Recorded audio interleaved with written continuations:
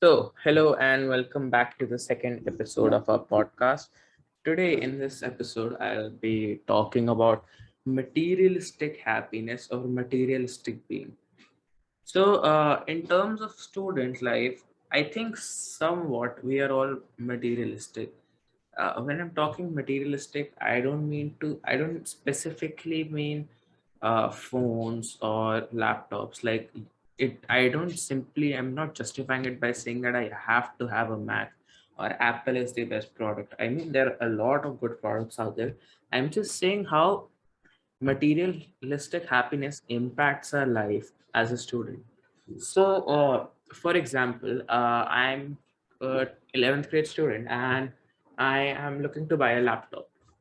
And I have multiple options. I have my budget set to 1 lakh rupees, 1 lakh INR, and then I probably try to go and purchase a laptop. Now I have multiple options to buy from. I can either buy a laptop which costs 50,000 rupees. I can buy a laptop which costs around 30,000 rupees. I can buy a laptop with great specs at 1 lakh rupees. Or I can also buy a laptop which is smaller in size, which is like a mixed of tablet for the same price. I can even buy a laptop for different companies with lower specs with the same price, but I go with the one that the others are using because I think that that is more advisable, right? This is the case scenario in most of us. And I think this is either just psychological or this is something I've observed clearly. The easiest choice to make in life is to say the same as the other person. For example, if you go to a restaurant and if you can't decide what to eat, you'll just and if you're supposedly wanted to drinks, if you want to drink soup, and your friend orders a sweet corn soup, and the first thing that pops up in your mind and the first thing that you are bound to say would be, "Can you order the same for me, or can you make it one by two?" See, that scenario actually falls onto a lot of aspects of life, including studying, procrastination, and everything else. So, in total, your life is fucked up as you make decisions based on others' decisions. And you have to learn how to stop doing that. In simple words, you need to stop listening to others before making your decision. I don't mean that literally when I say stop listening to others. I mean that try and improvise your opinion to be yours only. Don't for that one moment stop thinking about others, stop thinking about your parents, stop thinking about your future family. Just start thinking about what would you want in that scenario for yourself. A great example of this could be in 11. So, since I'm from India, there are multiple boards in the Indian Constitution. One is known as CBSE. The one that I'm studying through is called IB, which is the international board. However, in more commonly known boards, you get to choose the subjects you want to study for future in 11th. And these subjects can be categorized into three main formalities, which include commerce, sciences, and arts. Arts includes all of the art formalities, not all of the arts, but all of the humanities sectors, which includes history, geography, global politics, visual art, music, everything.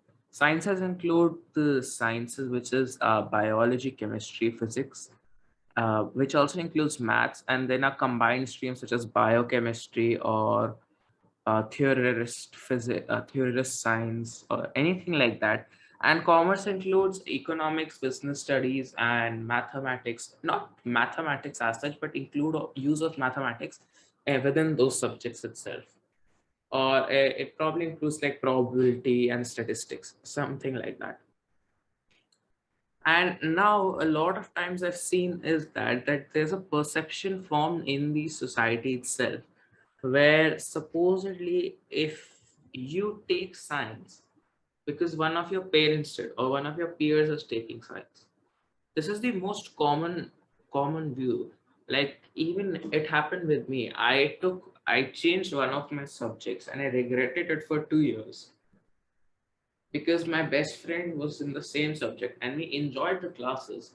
I definitely enjoyed the time, but in the end of the year I realized that I didn't want it to go through this, because I don't want to do any of this, as I don't want to take any of this as my career option, due to which I have to revise 2 years of school through courses and through online mediums, which is tough, but it is still possible. But the better option is to sit down and think about what you want to do and how you want to do.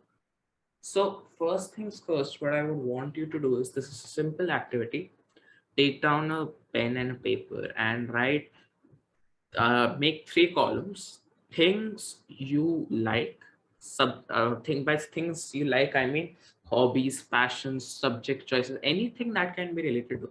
Even if you're like me who likes sleeping, you can relate it to psychology, because apparently there's a psychology of sleeping, which I don't know why it exists, but does exist. And you can basically just write all your likes in that column. Secondly, write down what all career options can you have with these options. And in the third column, shorten the list down by saying what options are feasible for you.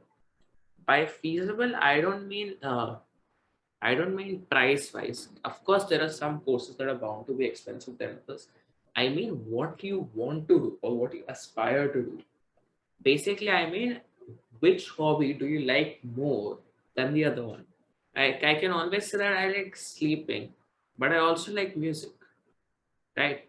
And I know that I like sleeping, but I don't want to make a career off of it, because it's my hobby. It's something that I like. However, music is something that I'm into, and I can listen to it, and I can develop music, and I can form that as a hobby. And that doesn't just go for music, because I've done the same thing, and the career options I've found are way vague. They are vaguer than anything I've seen in one includes being a biochemist, the other includes being a startup owner, the fourth includes being an economist, and the fifth includes being a psychologist, which are completely different themes. Not even a psychologist, a teacher, but all of these are completely different options. They don't form one pathway. And which is why the one thing that I'm going to say is that, and this is the one saying that I go by life, this is that instead of knowing a lot about something little, try to know something little about a lot. And this saying is the one who has made people millionaires or even billionaires. This saying is also used in the book by Rich Dad and Poor Dad. And you should read that book, which is a really great book. It talks about the psychology of money and all. But the main aspect is that it showcases how our this showcases how we need to know a little about a lot, rather than being specialist in a very tiny thing. Because if that career option is taken out of our lives, what is left of us is nothing valuable. Now, linking it back to materialistic happy things, what I mean to say is, instead of talking about materialistic things, what I meant to say was, think of this scenario as the same as materialistic happiness. You buy something good, you are happy to use it, but after some days in your life, you realize that it's just an object that you have to use. That is the same thing with careers. You want to choose a career which is not similar to materialistic happiness, where you just don't buy something because you work years for that career. Once you get it, or once you have received it, after using it or after performing in that career, you realize that this is not who I'm meant to be. So instead of trying and wasting your years learning about that, why don't you simply jot it down who you want to be and explore parts of that field, which is something that I've advised to a lot of people to do. And I've seen that they've realized that who they actually want to be in life really early on, rather than realizing it in their 40s or 50s. Because 20s and 30s, or even in the teens, are the years of the most valuable years of life, where you can use your knowledge to identify who you want to be or whom you want to be, and try to figure out a common a pathway for that exploration. So the main key points of this podcast were how materialistic happiness is similar to how we make choices in our life.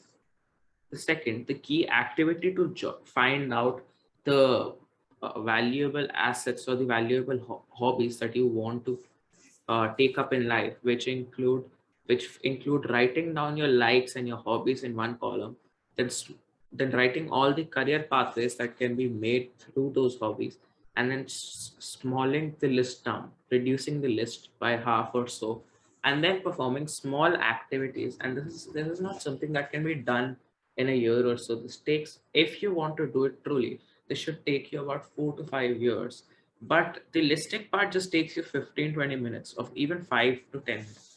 But trying to learn about each and individual hobbies and passions might take you 4 to 5 years to realize that if you want to form a career path in this or not.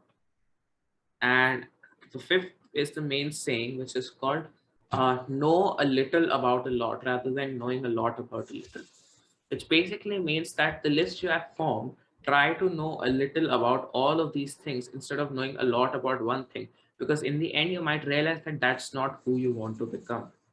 And then you'll be left with no value and you'll have to restart your whole life, which makes no sense as you have reached the age of 40 or maybe even 50 by that time.